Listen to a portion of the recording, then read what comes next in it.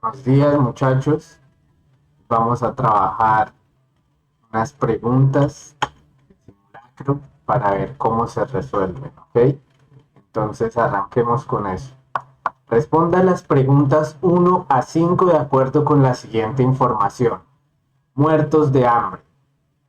Me hacen falta muchas cosas, pero no sé cuáles son.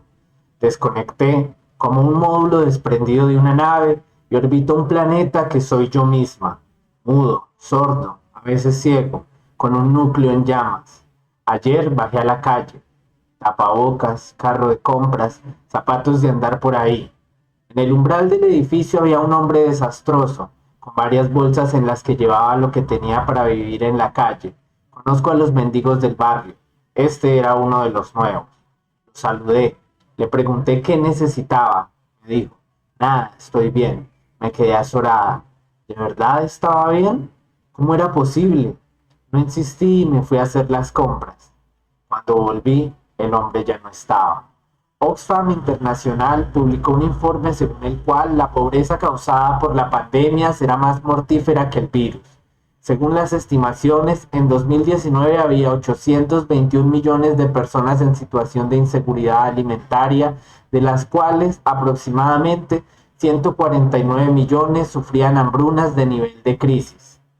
El Programa Mundial de Alimentos estima que el número de personas que sufren hambrunas de nivel de crisis se incremente hasta alcanzar los 270 millones antes de que acabe el año.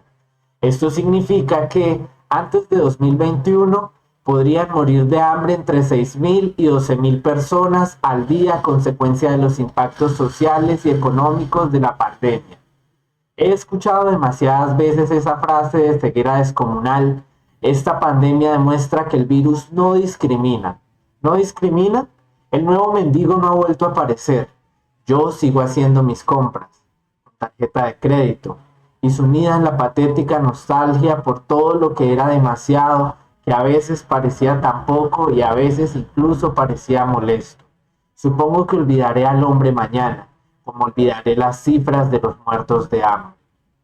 Texto tomado y adaptado de Guerriero L, 6 de septiembre del 2020. Muertos de hambre, el país. ¿Ok? Entonces, pregunta número 1. La narradora del texto es A. Una testigo porque a pesar de que el texto está narrado en primera persona, es objetivo en sus observaciones y nos cuenta la historia con pocas referencias a sí misma. B. Omnisciente porque conoce todo lo que pasa desde los millones de personas que están muriendo de hambre hasta los pensamientos más íntimos del mendigo. C. La protagonista porque se sitúa a sí misma en el centro de la acción, habla en primera persona y cuenta los hechos desde su propio punto de vista subjetivo. D. Observadora porque hace una descripción de los hechos en segunda persona con un conocimiento limitado a lo que puede percibir un personaje. Bueno, entonces aquí tenemos varias opciones, ¿no? Lo que se nos está pidiendo que respondamos es qué tipo de narrador tiene este texto. Como podemos ver, tenemos un testigo, narrador omnisciente, la protagonista u observadora. En este caso, la respuesta es la C, la protagonista. ¿Por qué? Porque el lenguaje que está utilizando en el texto, si nos vamos a revisarlo, es un lenguaje muy subjetivo. ¿Qué quiere decir subjetivo? Que sale de la persona, que es propio de ella. Utiliza frases claves como por ejemplo, eh, vamos a ver, me hacen falta muchas cosas, ayer bajé a la calle, siempre está hablando desde las acciones que ella está haciendo en primera persona. Es decir, que la respuesta, por lo tanto, solo puede ser la C, la protagonista, porque se sitúa a sí misma en el centro de la acción, habla en primera persona y cuenta los hechos desde su propio punto de vista subjetivo. No puede ser un testigo porque está hablando en primera persona, como ya lo acordamos. No es omnisciente porque no es un narrador que conoce todas las cosas que están pasando en el momento. Y no es una observadora porque está utilizando un lenguaje bastante subjetivo. Entonces aquí la respuesta es la C. Vamos a la siguiente. 2. La pregunta central a la que responde el texto es A. ¿Cuántas personas sufrirán hambrunas en 2020? B. ¿Cómo afecta la pandemia a ricos y a pobres? C. ¿Por qué la pandemia afecta más ricos que a pobres? D, ¿por qué el mendigo dijo que no necesitaba nada? Bueno, esta también es una pregunta bastante sencilla. Entonces, ¿a qué responde el texto principalmente de manera global? Vamos por partes.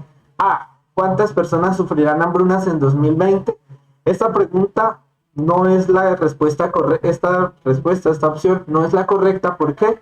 Porque no nos estamos enfocando en responder cuántas personas van a sufrir hambre en 2020. Es cierto que la autora, quien escribe, nos muestra cifras de cuántas personas van a sufrir hambre en 2020, pero no significa que sea la pregunta central a la que va a responder el texto, es solamente un recurso que ella utiliza para enriquecer más la información que nos está dando.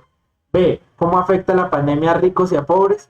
Esta sí es la opción correcta. ¿Por qué? Porque ella parte siempre haciendo una comparación de cómo es la vida de ella, su vida propia, de cómo la ha afectado la pandemia, cómo la ha hecho sentir y cómo tiene que gastar con la tarjeta a partir de eso, mientras que a las personas pobres no, sencillamente porque no tienen una tarjeta de crédito de la cual gastar. Entonces, esto lo vemos reflejado cuando en el texto se dice, eh,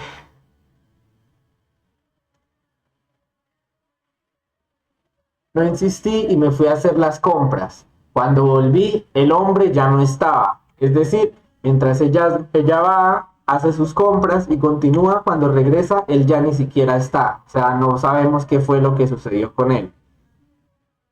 C, ¿por qué la pandemia afecta más ricos que a pobres? Bueno, evidentemente esto es lo contrario de lo que estamos diciendo. La pandemia no afecta más a los ricos que a pobres y el texto nunca nos da un motivo para pensar que eso sea de esa forma. Entonces la C es fácilmente descartable.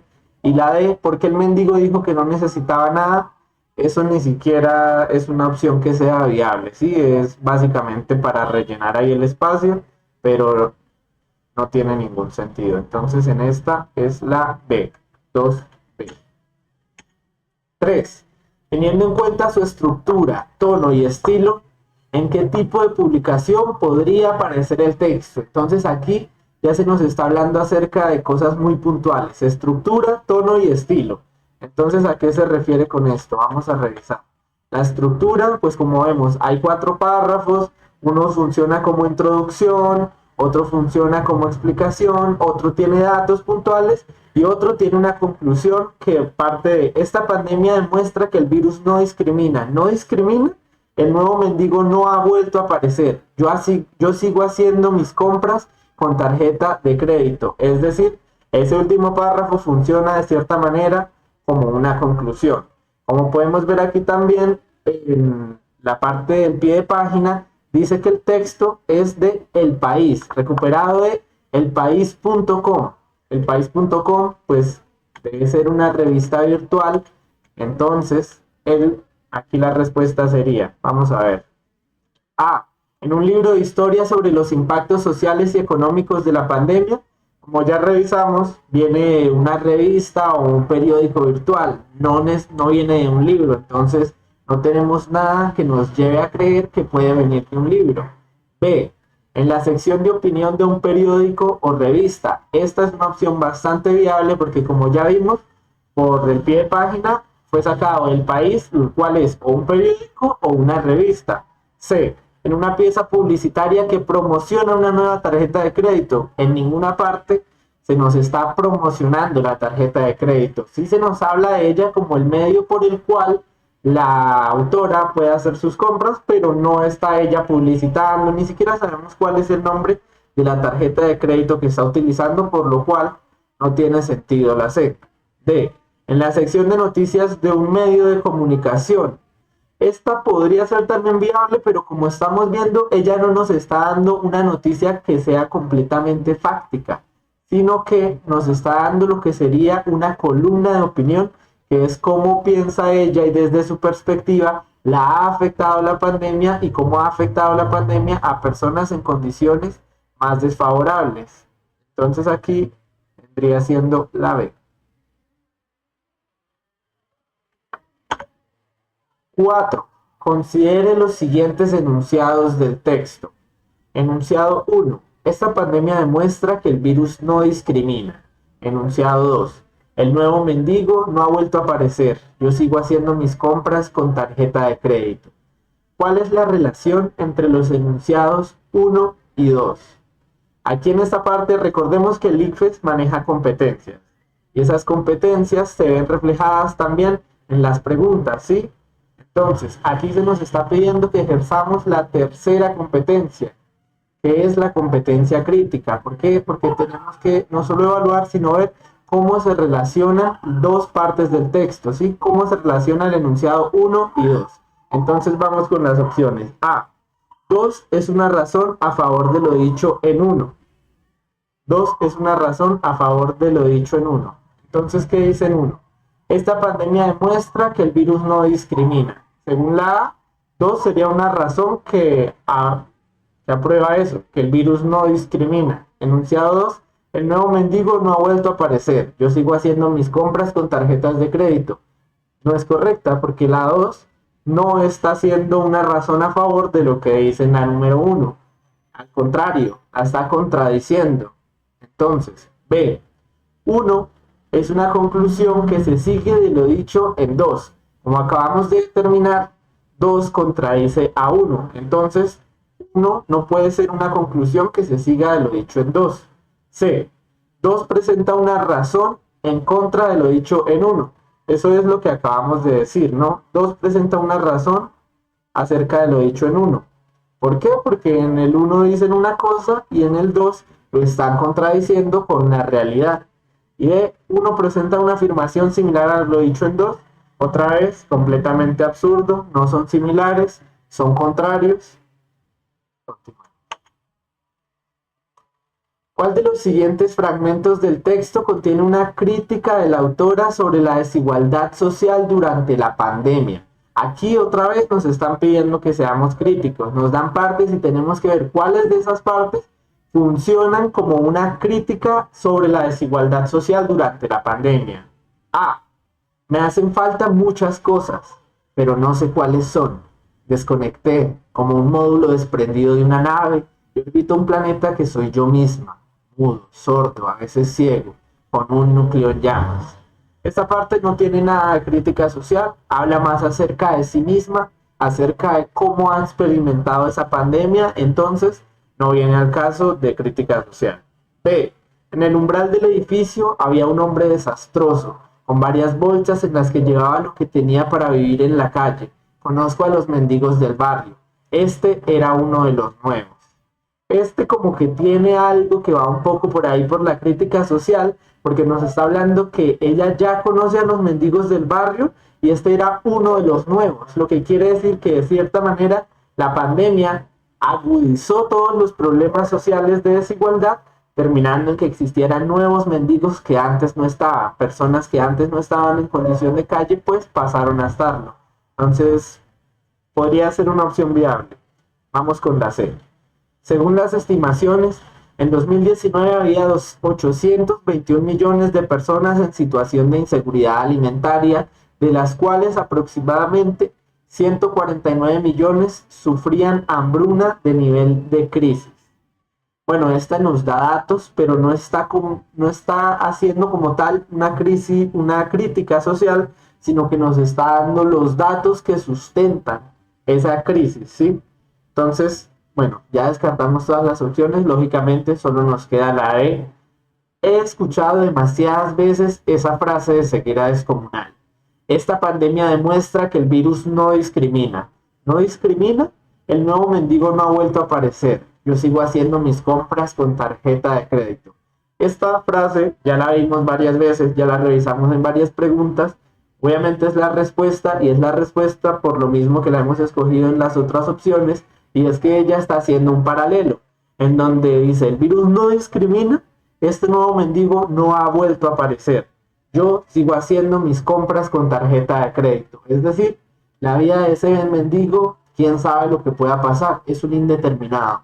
No tiene nada asegurado. Mientras que ella, una persona muy probable de clase media, porque es una periodista y tiene tarjeta de crédito, pues puede hacer medio de esas herramientas para seguir subsistiendo. Es decir, el virus sí discrimina de cierta manera, porque quienes no tienen los medios sufren más el impacto, desaparecen, no tienen nada asegurado, están aquí, están allá, mientras que las personas de clase media, pues al menos durante cierto tiempo pueden usar cosas como tarjetas de crédito, préstamos, redes de apoyo, etcétera, que pueden hacerlos llevar de una manera más fácil la pandemia. Entonces aquí la opción correcta es la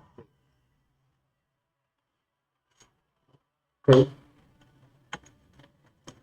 Responda las preguntas 6 a 10 de acuerdo con la siguiente información. Jessica Miglivaca va con una amiga en el auto de su amigo Óscar Avendaño. Son casi las 6 de la mañana cuando llegan a la esquina de Belgrano y La Madrid en Olavarría y por la ventana ven a un tipo con un BMW blanco hablando con el de un furgón de reparto de una panadería. Parecen intercambiar documentación después de haber chocado. El que maneja el BMW le dice algo a una de las chicas, quizás a Jessica, o tal vez a la amiga, no queda claro. Lo que se sabe es que Avendaño, probablemente molesto por el comentario, baja del auto, saca del baúl una escopeta 12.70 y forcejea con el conductor del BMW. Jessica espera en el auto, Jessica espera en el auto. De la 12.70 sale un tiro. La bala entra en el ojo derecho de Jessica. Ese día los medios ilustraron la información con una foto de ella tomada de su Facebook. En la imagen se la ve en una situación similar a la del momento de su muerte, por la noche, dentro de un auto y con amigos. En su último cumpleaños, de sus 333 amigos en la red social, solo 11 le desearon feliz cumpleaños. No sé si hago bien en escribirte por acá, porque soy de los que habla solo o con ángeles. Uno sos vos. Quiero decirte que es muy fuerte ver tus fotos. No puedo imaginarme que sos vos. Y también es muy fuerte sentir que estás ahí mirando y riéndote de todo. Te quiero mucho. El internauta parece incómodo, como si el dolor y la tristeza no encajaran en este espacio que todo el tiempo propone diversión y recreación. Uno de los grandes dilemas de la empresa Facebook, la imagen de perfil de los muertos permanece vital y fresca, aunque de manera ilusoria y muchas veces dolorosa para los seres queridos. En ocasiones, esta estampa de la persona fallecida es descrita como perturbadora, espeluznante o macabra, tanto para dolientes como para otros usuarios que circunstancialmente se topan con esos perfiles cuando la plataforma sugiere amigos o recuerda cumpleaños. Para la red, morir no es necesariamente un problema. Las cuentas no se cierran por inactividad como ocurre con los mails. Los perfiles de los muertos permanecen abiertos y tan disponibles como su propietario haya determinado en vida. Solo aquel que tenga la contraseña puede acceder, publicar o darlo de baja como si fuese el usuario original. En la mayoría de los casos, el perfil permanece tal como la persona lo dejó. La compañía creada por Mark Zuckerberg estima que en Argentina más de 500.000 usuarios de su red social, de un total de 20 millones en el país, tienen 65 años o más, y la edad promedio ronda los 40 años. Si se tiene en cuenta la esperanza de vida nacional, en una década esos usuarios podrían estar muertos. Habría en ese caso 500.000 de perfiles flotando en la web, fantasmas virtuales, o como quieran llamarlos, tomado de Moya M y Enis B, revista anfibia.com, crónica, los fantasmas del Facebook. Bueno, entonces vamos a revisar en este texto que nos pregunta. 6. Por medio de la expresión fantasmas virtuales, el autor hace referencia a, o sea, este es un poco de interpretación. Tenemos que interpretar qué nos quiere decir el autor con fantasmas virtuales. A. Los piratas informáticos que flotan en la red. Evidentemente no, porque en ninguna parte del texto se habla de piratas informáticos, entonces la A no es. B. Las víctimas de crímenes cibernéticos sin resolver. Esto tiene un poco que ver con el texto que acabamos de revisar, pero sabemos, cuando hacemos un análisis, que no está hablándonos de las víctimas de crímenes cibernéticos sin resolver. Porque si bien sí se nos habla de una víctima, no es un crimen sin resolver y no es esa la tesis del texto. Entonces, un fantasma virtual no necesariamente es una víctima de un crimen de índole cibernético y que además haya sido sin resolver. C. Los perfiles en redes sociales de personas fallecidas. Como ya estuvimos revisando, en el texto se nos habla del perfil de Jessica después de su fallecimiento, de cómo las personas escriben en él, de cómo Facebook pretenderá tomar este problema, si queremos llamarle de alguna forma, y de cuántos perfiles fantasmas van a haber en un futuro, es decir, de cuántas personas fallecidas van a quedar los perfiles en la red. Entonces aquí en esta, la opción más adecuada es la C. Disculpen, escriba así. D. Los usuarios que se esconden detrás de falsos perfiles, otra vez, es algo que no tiene nada que ver. Como ya vimos en varias preguntas, en la mayoría, cuando no es la D, suele ser una opción bastante absurda, porque no se trata de gente que se esconda detrás de falsos perfiles. Ese es otro tema importante y difícil para Facebook, pero que no estamos tratando en este texto de manera puntual. 7. Considere el siguiente fragmento. No sé si hago bien en escribirte por acá, porque soy de los que habla solo o con ángeles. Uno sos vos. Quiero decirte que es muy fuerte ver tus fotos. No puedo imaginarme que sos vos. Y también es muy fuerte sentir que estás ahí mirando y riéndote de todo. Te quiero mucho. Como vemos, este texto está cargado de bastante emocionalidad. Es un texto que escribe una persona que al parecer es cercana a Jessica y que está procesando, está lidiando con el dolor de haberla perdido. Entonces, cuando nos preguntan por quién fue escrito este fragmento, A, algún amigo de Jessica en Facebook, bastante probable, como ya lo dijimos, pero veamos las otras opciones, porque a veces puede haber una más completa que la que acabamos de revisar. B, el amigo con quien se encontraba Jessica cuando murió. No tenemos nada que nos haga pensar en eso. O sea, no hay nada, ningún indicio que nos lleve a que es la persona con quien estaba Jessica cuando murió. Entonces la B, descartada. C, un periodista de la prensa local el día de la muerte de Jessica. Como ya dijimos, el texto tiene una carga emocional muy fuerte, por lo que tiene que ser de alguien cercano y allegado a Jessica que siente el dolor de haberla perdido. Y un periodista de la prensa local, pues no necesariamente tiene con Jessica esa conexión para generar tanta emocionalidad. D. Jessica, y estaba dirigido a uno de sus 333 amigos en Facebook. Otra vez, como en la anterior, la E es una opción absolutamente absurda. ¿Sí? Jessica no escribiría algo así para sí misma. Entonces, la opción más adecuada es la A. 8. ¿Cuál es el problema central que aborda el texto? A. El uso irresponsable de las redes sociales. Pues no nos está hablando de un buen uso, un mal uso, un uso responsable, uso irresponsable. Son categorías que en el texto nunca se mencionan ni se sugieren. Así que la A completamente descartada. B. La falta de privacidad en las redes sociales. No, otra vez nuevamente en el texto no se habla de privacidad, se habla de los perfiles fantasmas, de personas fallecidas. Entonces, los perfiles virtuales de los usuarios fallecidos. Claro que sí, y como podemos ver, aquí sí manejan las mismas categorías que manejan en el texto. Y es importante que cuando respondamos una pregunta nos aseguremos de que se usen las mismas categorías o al menos que se sugieran. Y aquí estamos viendo perfiles virtuales, usuarios fallecidos. Son palabras claves o categorías que sí que se mencionan en el texto. Entonces la C es la opción más viable hasta ahora.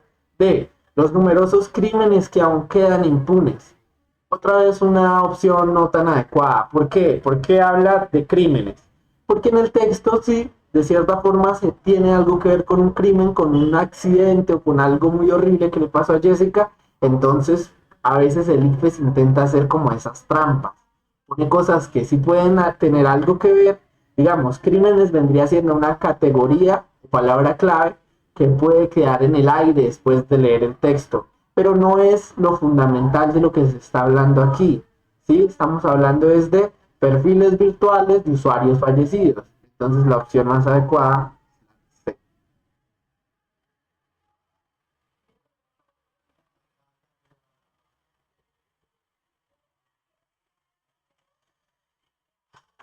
9. Según el texto, la expectativa de vida de los argentinos A. Ronda los 40 años de edad. B. Es superior a los 85 años de edad. C. Es inferior a los 40 años de edad. D. Es inferior a los 80 años de edad. Vamos a revisar qué dice el texto. A ver, aquí en esta parte dice: en Argentina, más de 500.000 usuarios de su red social, de un total de 20 millones en el país, tienen 65 años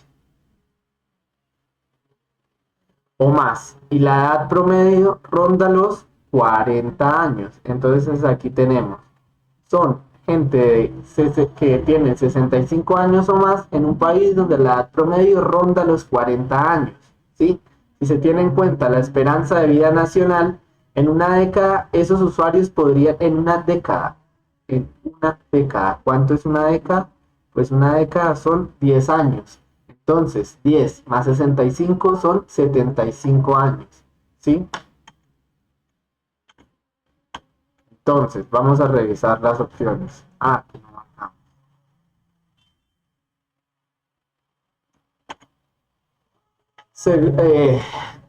Según el texto, la expectativa de vida de los argentinos ronda los 40 años de edad. No, ¿por qué? Porque, como ya vimos, este es el promedio de la edad de los argentinos. No significa que su expectativa de vida sean 40 años, porque entonces estarían todos al borde de la muerte. B. Es superior a los 85 años. Como ya hicimos ahorita, 65 más una década son 75, por lo que es superior a los 85 años de edad es inadecuada. C.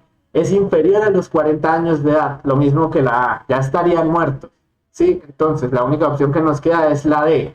Es inferior a los 80 años de edad, lo cual concuerda con nuestro cálculo de 65 más la década que mencionan, es decir, 75, lo cual es menor que los 80 años de edad. 10. El anterior texto es un fragmento de, vamos a ver el pie de página, siempre es muy importante ver el pie de página, como dice aquí, revistaanfibia.com, crónica, los fantasmas del Facebook. ¿Dónde vienen las crónicas? Pues en los periódicos o revistas. Entonces, ya sabemos por el pie de página que es una crónica que debe venir de una revista o de un periódico. Entonces, A, un artículo de revista de interés general.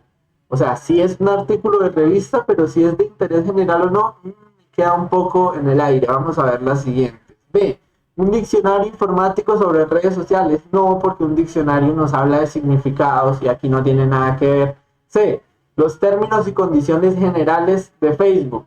No, nuevamente no estamos viendo un reglamento que nos esté diciendo qué es lo que aceptamos si queremos ingresar a Facebook, para nada.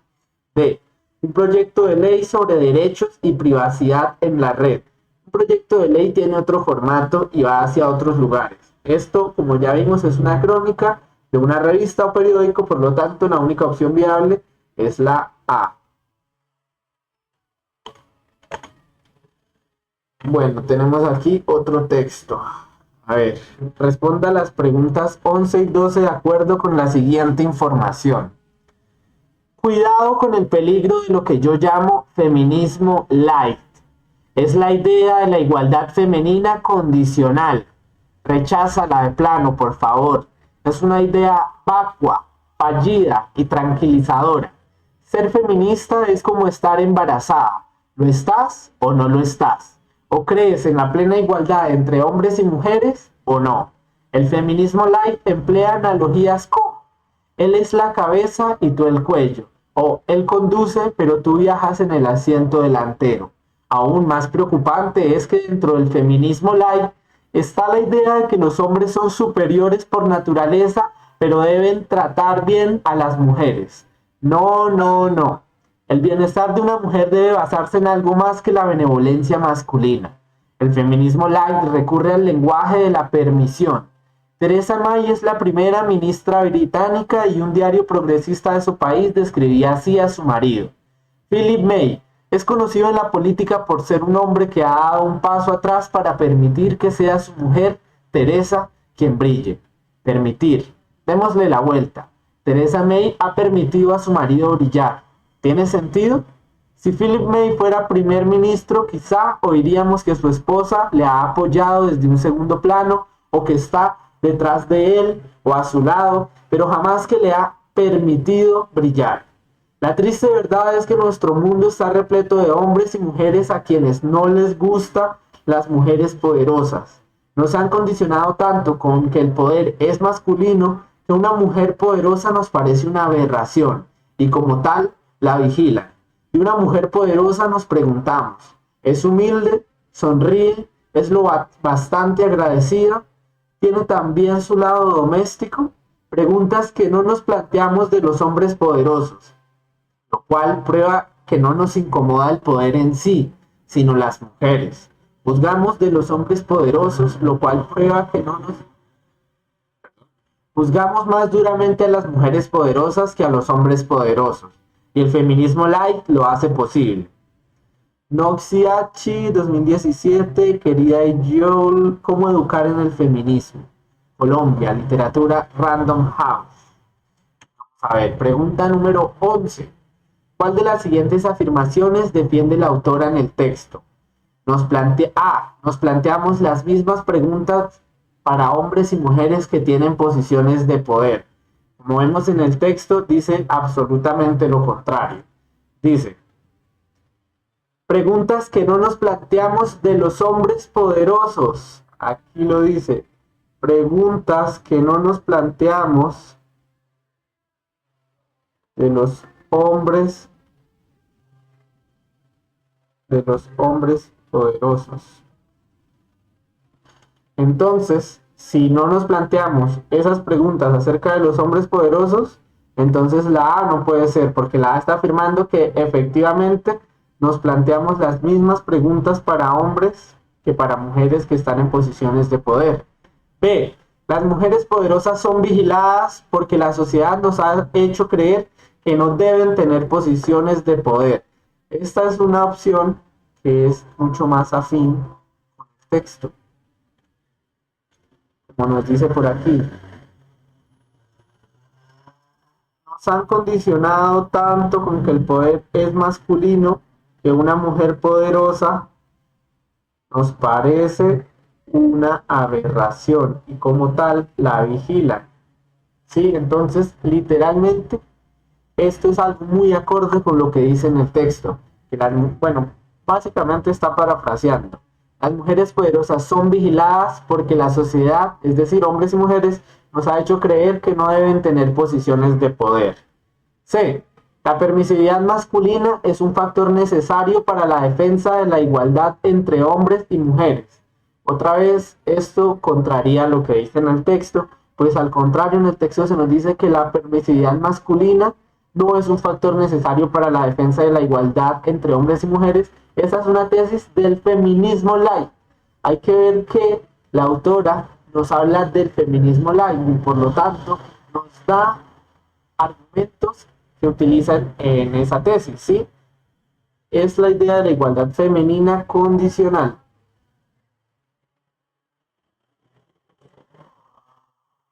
O sea, la condición para la liberación femenina dentro del feminismo light es la permisividad o la bondad de los hombres. Por lo tanto, este argumento sí existe dentro del texto, pero como un argumento que se está criticando, o sea, el feminismo light, pero no es una afirmación que defienda la autora en el texto, ¿sí? Porque aquí se nos está pidiendo es que defienda la autora, no que defienda el feminismo light del cual la autora está hablando y criticando. Entonces, sí, este argumento lo podemos encontrar dentro del feminismo light cuando la autora lo menciona, pero ella no lo defiende, al contrario, lo critica, ¿sí? Entonces, D. A las personas que cuestionan a las mujeres poderosas les desagrada el poder en sí mismo y no las mujeres. Como ya vimos, eso está contrariado, no es eso lo que dice ahí, por lo tanto la opción más viable es la B. Las mujeres poderosas son vigiladas porque la sociedad nos ha hecho creer que no deben tener posiciones de poder, lo cual es parafrasear. Nos han condicionado tanto con que el poder es masculino que una mujer poderosa nos parece una aberración y como tal la vigilan. ¿Sí? Podemos encontrar las mismas categorías, la vigilancia, el poder es una posición masculina, ¿sí? Entonces están las mismas categorías que se están pidiendo en el texto y es algo que defiende la autora. 12. Considere el siguiente enunciado. El bienestar de una mujer debe basarse en algo más que la benevolencia masculina. ¿Cuál de las siguientes opciones expresa una idea afín del anterior enunciado? Afín, ¿qué quiere decir afín? Que es algo que va acorde con el enunciado, que son cosas que están de acuerdo. Entonces, algo que sea afín con el bienestar de una mujer debe basarse en algo más que la benevolencia masculina, en algo más, ¿sí? En algo más que la benevolencia.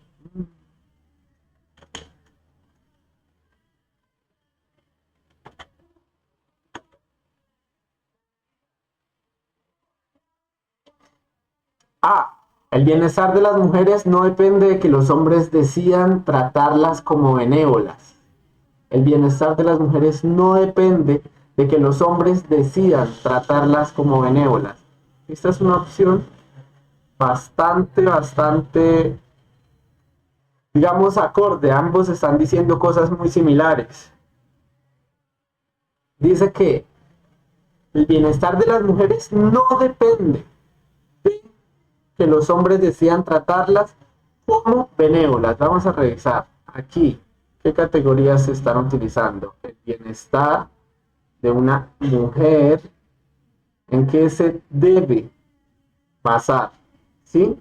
Cuando dice en algo más, debe basarse en algo más, es lo mismo que decir no depende de, y debe basarse en algo más, son básicamente la misma cosa. Sí, o sea, es básicamente decir lo mismo. Cuando decimos que se debe basar en algo más, es lo mismo que decir que no depende de que los hombres decidan tratarlas como benévolas. ¿Y aquí qué categoría tenemos? La benevolencia masculina. ¿Sí? Entonces, aquí también tenemos hombres, que es masculino, y benévolas. Como vemos, podemos encontrar las mismas categorías tanto en el texto, en el fragmento y en esta opción. Bienestar, benevolencia masculina y la clave, como les voy diciendo, es que no depende de y debe basarse en algo más, van hacia lo mismo, ¿sí? Vamos con la B. Ya por ahí sabemos que la A es la opción más viable, ¿sí? B. Las buenas acciones de los hombres no son suficientes para garantizar el bienestar de la mujer. Esta es una cosa que podríamos encontrar en el texto. No son suficientes para garantizar el bienestar de la mujer. Pero aquí se nos está hablando de que debe basarse en algo más que en la benevolencia masculina, ¿sí? Esta es una opción que también parece viable, pero no maneja las mismas categorías de la misma manera y no tiene esta clave. No depende de, que es lo mismo que debe basarse en algo más. Aquí dice, no son suficientes. Esto podría ser una consecuencia, o sea, podríamos decir, no depende de que los hombres decidan tratarlos porque no son suficientes, es decir, esto ya viene más adelante, pero no es un enunciado, una opción que sea una idea afín con lo que estamos revisando. Parece, pero no lo es.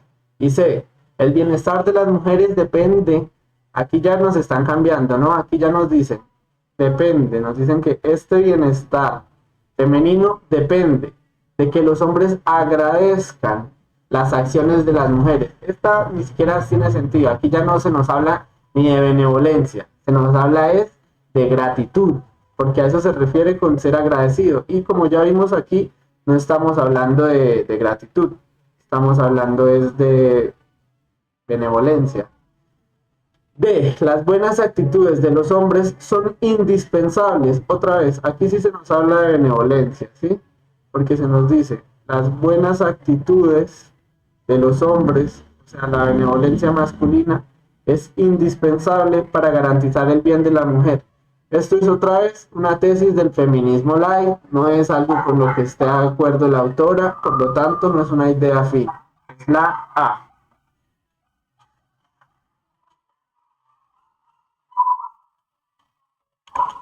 3. Responda a las preguntas 13 y de acuerdo con la siguiente información. La agricultura quiere ser una solución al cambio climático. Además de sufrir las consecuencias del cambio climático, la agricultura también es una de sus causas. Víctima y culpable del cambio climático mundial, la agricultura también querría demostrar que puede ser una solución al calentamiento global.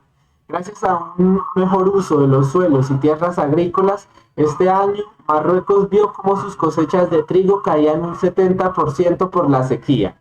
Francia también recolectó un 30% menos de trigo respecto al año pasado, tras una primavera de lluvias e inundaciones. En América Latina, el fenómeno del Niño ha provocado drásticos recortes en las cosechas. Además de sufrir las consecuencias del cambio climático, la agricultura también es una de sus causas, al ser responsable de al menos un cuarto de las emisiones mundiales de gas con efecto invernadero. Contribuye directamente al calentamiento global, al menos en un 17%, sobre todo por la ganadería, al que se suma de 7 a 14% relacionados con las modificaciones de las tierras, es decir, la deforestación, según la OCDE. Este texto es según la OCDE. Ahora tenemos un segundo texto para las mismas dos preguntas. Un desafío colosal.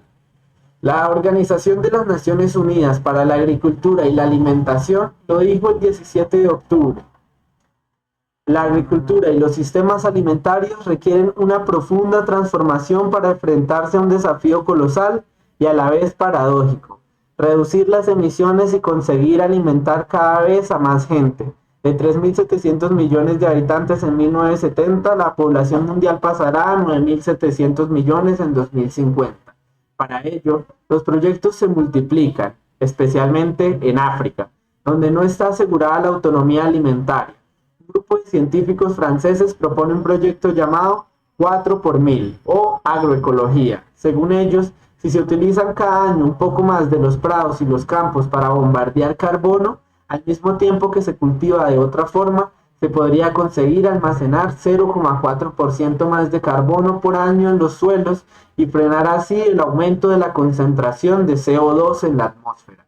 El uso de las tierras agrícolas se ha convertido en un tema central en las negociaciones sobre el clima que se están llevando a cabo en Marrakech esta semana, bajo los auspicios de la ONU. Tomado de AFP 2016, 10 de noviembre. La agricultura quiere ser una solución al cambio climático. Semana sostenible. ¿Ok? Es de la FAO. Pregunta número 13. Ya vamos con ella. Considere el siguiente fragmento del texto. Además de sufrir las consecuencias del cambio climático, la agricultura también es una de sus causas, al ser responsable de al menos un cuarto de las emisiones mundiales de gas con efecto invernadero. En este fragmento, la expresión subrayada indica que la agricultura A es la causa de menos de un cuarto de las emisiones de gas con efecto invernadero. Aquí tenemos que tener mucho cuidado con ciertas palabritas clave. Dice, es la causa, porque se nos está pidiendo que digamos a qué se refiere con esta expresión de que la agricultura es al menos, o sea, al menos, ¿qué quiere decir en este fragmento? A, es la causa de menos de un cuarto de las emisiones de gas con efecto invernadero. Menos de un cuarto, pues cuando nos dicen al menos, no se nos está diciendo si es la mitad, un tercio, un cuarto, no se nos está hablando en esas categorías de fracciones y demás. B, es la fuente de exactamente un cuarto de las emisiones de gas con efecto invernadero.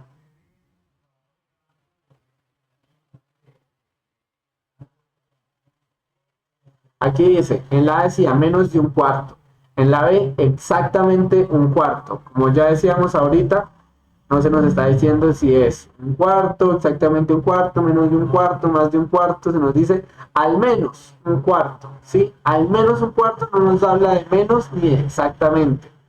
C, contribuye como mínimo con un cuarto de las emisiones de gas con efecto invernadero. Cuando se nos dice al menos, se nos dice que es algo como mínimo, o sea, lo mínimo que podemos decir es que está influyendo con un cuarto. ¿Sí? Esta es la opción hasta ahora más viable, porque cuando decimos al menos, estamos queriendo decir como mínimo, como cuando decimos espero que al menos me paguen tanto. Estamos diciendo que queremos que como mínimo sea eso, no que sea menos de eso, ni que sea exactamente eso, sino que eso sea lo mínimo. Al menos es lo mismo que decir lo mínimo esperado, ¿sí? Y la E aumenta 4 veces, no, esta otra vez absurda, no aumenta 4 veces. Entonces aquí la opción más adecuada es la C. 14. De acuerdo con el texto, tanto la OCDE como la FAO, ya vamos a revisar este. A. Cuestionan, vean, aquí tenemos algunas cosas clave de las que hay que darse cuenta. En A es cuestionan, en B es invitan.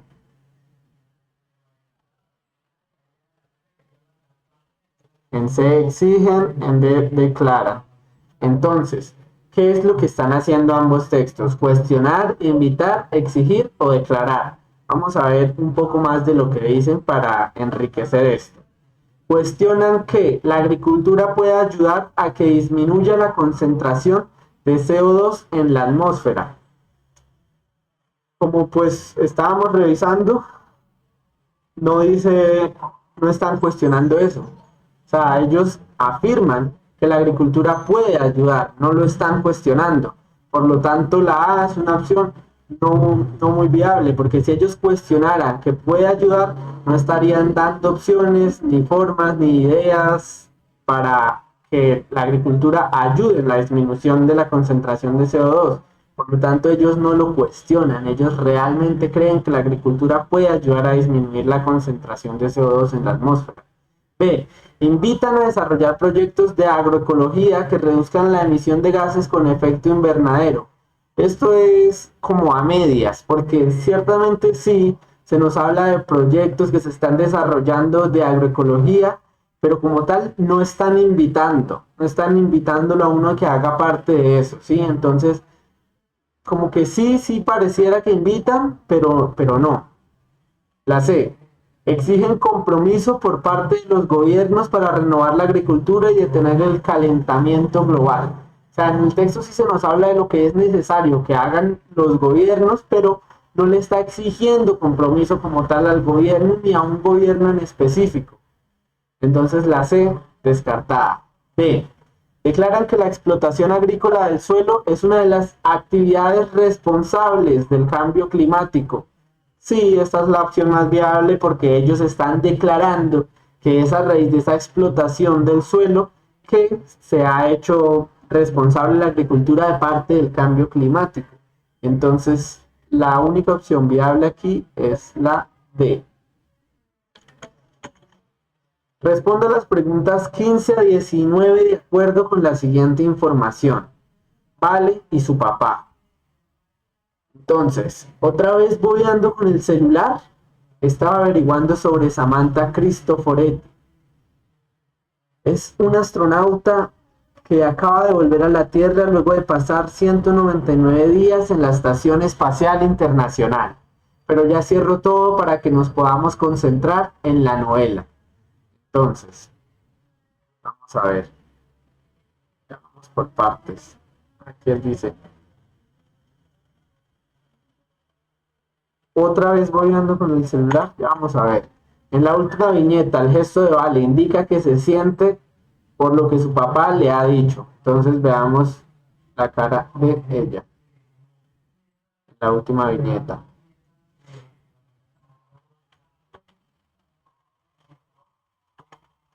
Entonces, A, satisfecha, B, enfadada, C, apenada y D, desconsolada.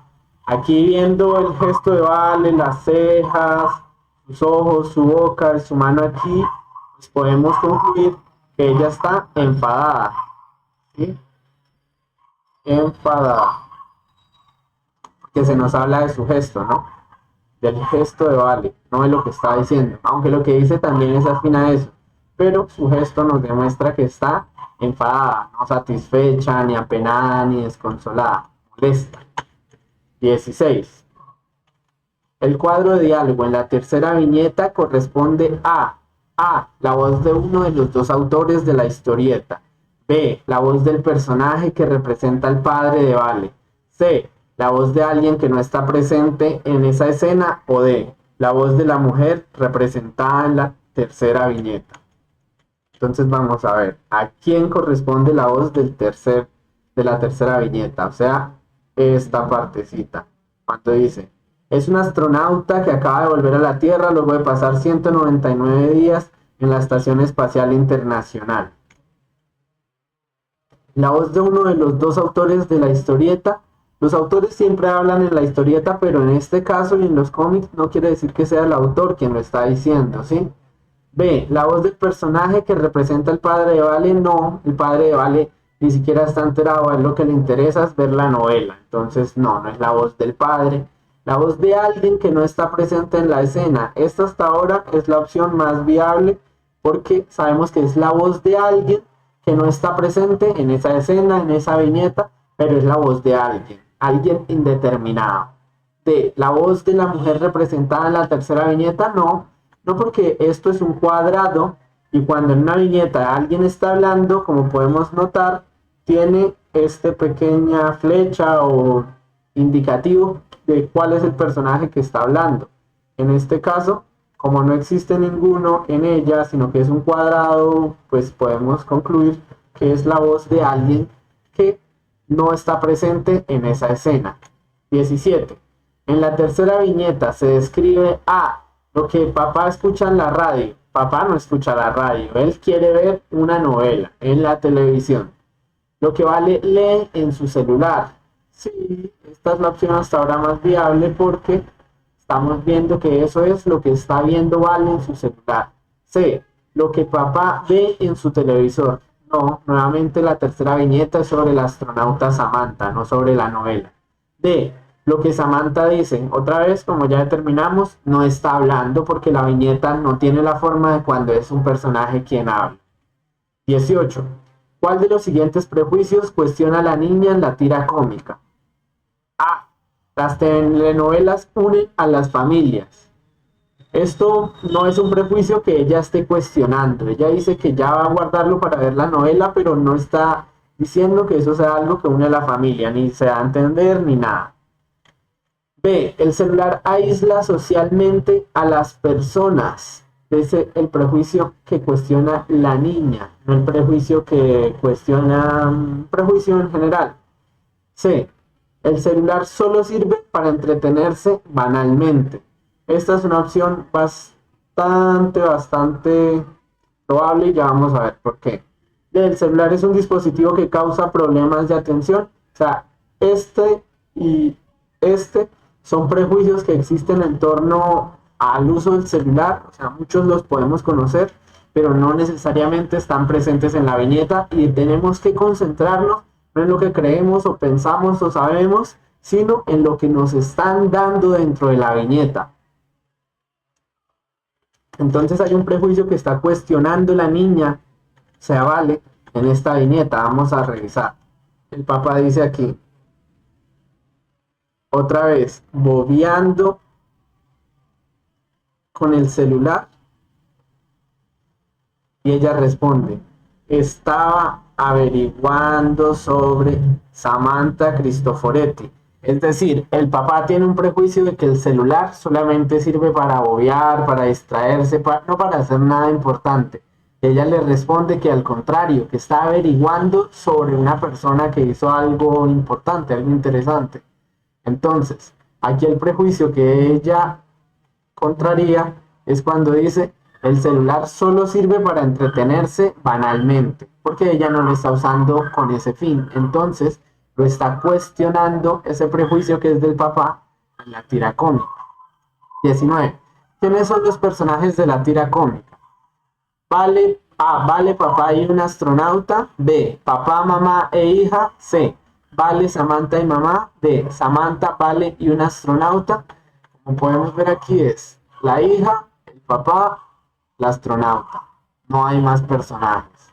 Entonces aquí la única opción es Vale, papá y una astronauta. ¿Sí? Porque papá, mamá, hija no está la mamá. Sí, Vale, Samantha y mamá. No, otra vez no está la mamá. De Samantha, Vale y un astronauta. Samantha y la astronauta son la misma persona. Pero no está el papá. Vamos con el siguiente texto. Un problema. Imaginemos que en Toledo se descubre un papel con un texto arábigo y que los paleógrafos lo declaran de puño y letra de aquel Cide Hamed Benendi de quien Cervantes derivó el Don Quijote. En el texto leemos que el héroe, que como es fama, recorría los caminos de España armado de espada y de lanza y desafiaba por cualquier motivo a cualquiera. Descubre al cabo de uno de sus muchos combates que ha dado muerte a un hombre. En este punto cesa el fragmento. El problema es adivinar o conjeturar cómo reacciona Don Quijote. O sea, el problema aquí es, al cabo de uno de sus muchos combates, ha dado muerte a un hombre. O sea, aquí ya nos están dando cuál es la tesis o el problema al que se refiere el título. Y es adivinar o conjeturar cómo reaccionaría Don Quijote a haberle dado muerte a un hombre. Que yo sepa, hay tres contestaciones posibles. La primera es de índole negativa. Tres contestaciones. Tres. La primera es de índole negativa. Nada especial ocurre porque en el mundo alucinatorio de Don Quijote, la muerte no es menos común que la magia, y haber matado a un hombre no tiene por qué perturbar a quien se bate o cree batirse con endriagos y encantadores. La segunda es patética. Don Quijote no logró jamás olvidar que era una proyección de Alonso Quijano, lector de historias fabulosas. Ver la muerte, comprender que un sueño lo ha llevado a la culpa de Caín, lo despierta de su consentida locura, acaso para siempre. La tercera es quizá la más verosímil. Entonces tenemos una opción negativa, una patética y una verosímil. Muerto aquel hombre, Don Quijote no puede admitir que el acto tremendo es obra de un delirio. La realidad del efecto le hace presuponer una pareja realidad de la causa y Don Quijote no saldrá nunca de su locura.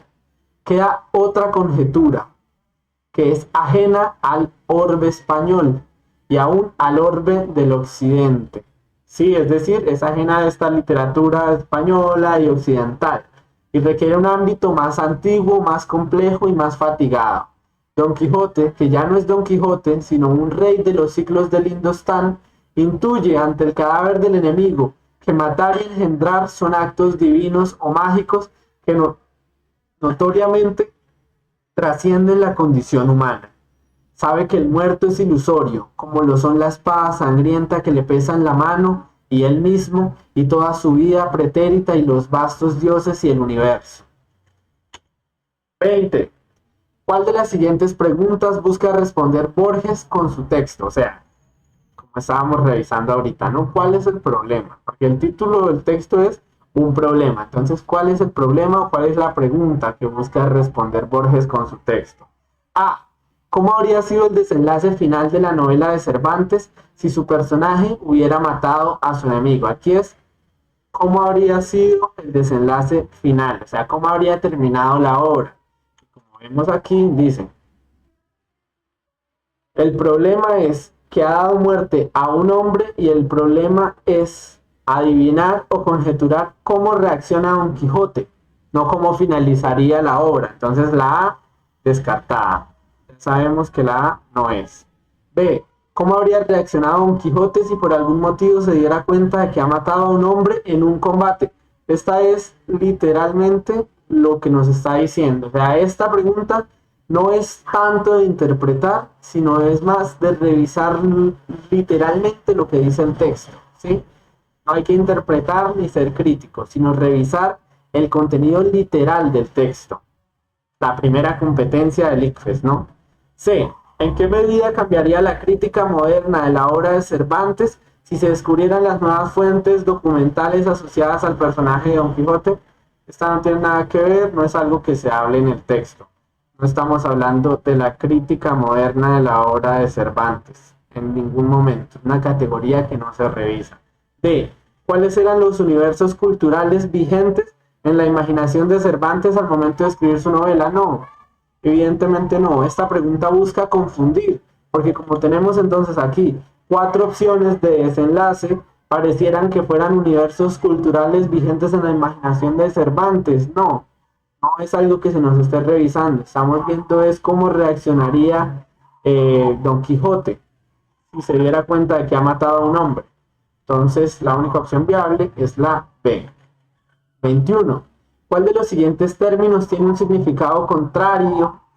Contrario, o sea, lo contrario de la palabra fabulosas, mencionada en el segundo párrafo. Fabulosa, o sea, como una fábula. ¿Qué es una fábula? Un texto, un cuento, un relato corto, donde se utilizan personajes como animales o seres inanimados y por medio de la personificación se les dan rasgos humanos para contar algo. Normalmente tiene una moraleja, una enseñanza. Entonces, ¿qué es lo contrario de lo fabuloso? Si lo fabuloso es darle a un animal o a un ser animado características que no tiene, entonces, ¿qué es lo contrario de eso? Realistas, fantásticas, imaginarias o sobrenaturales. Sobrenaturales no, porque sobrenaturales también puede ser algo fabuloso. Imaginarias lo mismo, lo fabuloso es algo imaginario. Los conejos no hablan, los caballos no cantan, que son cosas que pueden suceder en un escenario fabuloso o en una fábula. Fantásticas es también lo mismo, algo que podría ser fabuloso. Entonces lo único que nos queda es A, realistas, porque como es lo contrario de lo fabuloso es lo realista, lo que pasa en la vida real. 22. ¿Cuál de las siguientes estrategias utiliza el autor en su texto? A. Expone con sus implicaciones las posibles reacciones de Don Quijote ante un hecho hipotético sin pretender que una sea correcta y las demás falsas. Evidentemente, en el texto sí se está exponiendo con implicaciones posibles reacciones de Don Quijote. Eso es lo que está pasando ante un hecho hipotético, porque es algo que no sucede en la obra.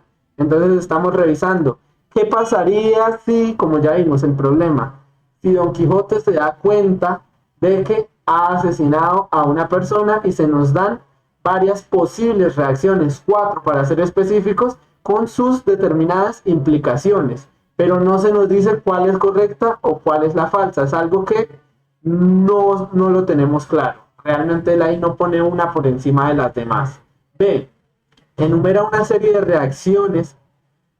Enumera, bueno, no está poniendo como primero, segundo, tercero, cuarto, ni tampoco son una serie de reacciones de Don Quijote, porque esto implicaría que él ya está reaccionando de 4 distintas maneras, o sea, de todas las maneras como las enumera, o sea, primero pasó una, luego la otra, luego la otra y luego la otra.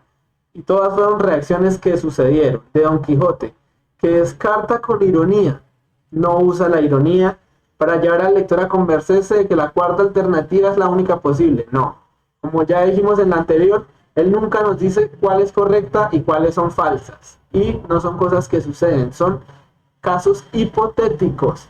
Entonces, y tampoco usa ironía. La B, absolutamente descartada.